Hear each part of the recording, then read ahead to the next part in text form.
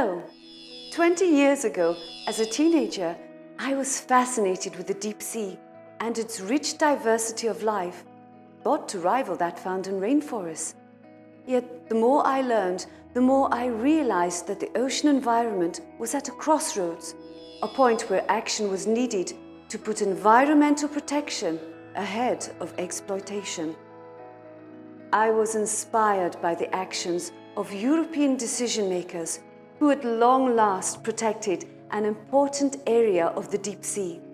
Such actions shaped my life and, more importantly, steered the destiny of the deep sea to a better place. This is a picture of me 20 years ago, in 2014, the day after the EU adopted a strong regime to protect the deep sea in the Northeast Atlantic. However, it all could have been so different.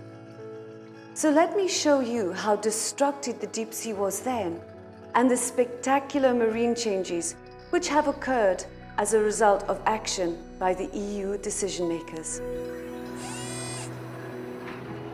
At the time, the weak EU rules on deep sea fishing had led to massive destruction of vulnerable marine habitats, very high numbers of species caught as bycatch for a few wanted deep sea species, and even worse, most of the deep sea species were not subject to any catch limits whatsoever.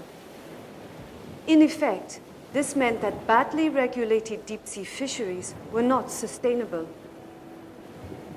In the Northeast Atlantic, deep sea corals that can live for over 1,000 years and provide homes to large populations of crustaceans, fish, and other sea life were being destroyed by fishing activities such as trawling the deep sea floor, endangering the integrity of these important habitats and the survival of the species living there. Again, when the new law was passed, there was very little information on how much habitat was being destroyed and how much still remained in terms of biodiversity that was under threat from fisheries in the deep sea.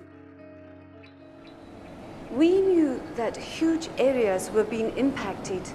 A single tow of a trawler's fishing net could drag across as much as 2 square kilometers of the deep seabed, and there were hundreds of, maybe thousands of deep sea trawl tows happening each year.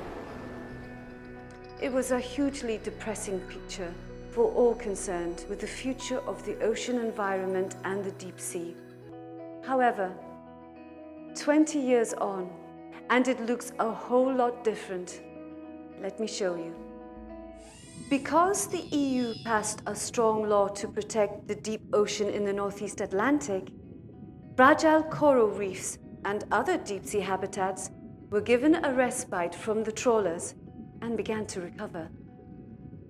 Scientists have identified a strong link between healthy deep sea habitats and the ocean's ability to withstand disturbances associated with climate change and other human impacts. The protection of vulnerable marine ecosystems and species, together with putting an end to deep sea overfishing and the phase out of the most destructive fishing practices, help to resist these impacts.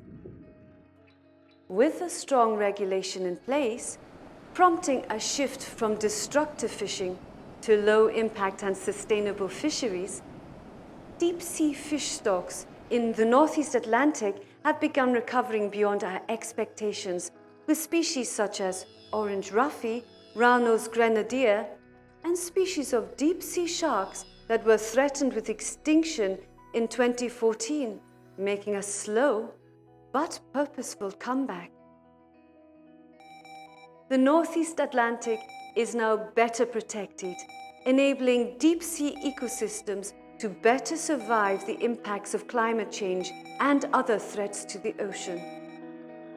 New species have been discovered, and we are increasingly understanding the role of the deep sea within the health of the ocean generally and for our planet. Not only did the regulation help protect the environment, it also benefited small-scale fishing communities. For example, in the Azores and Madeira Islands that have traditionally fished deep-sea species, enabling them to flourish sustainably with long-term prospects for survival. Incredible, isn't it? And it all came about because members of the European Parliament and EU fishery ministers decided to put sustainability and environmental protection ahead of destructive exploitation. Just a couple of decades ago. What a truly amazing legacy. But it could have all been so different if MEPs and ministers hadn't done the right thing. It didn't seem like much at the time. Indeed, it was touch and go whether or not it would happen at all. But 20 years on, we now recognize it was one of the pivotal moments for the life and well-being of the ocean.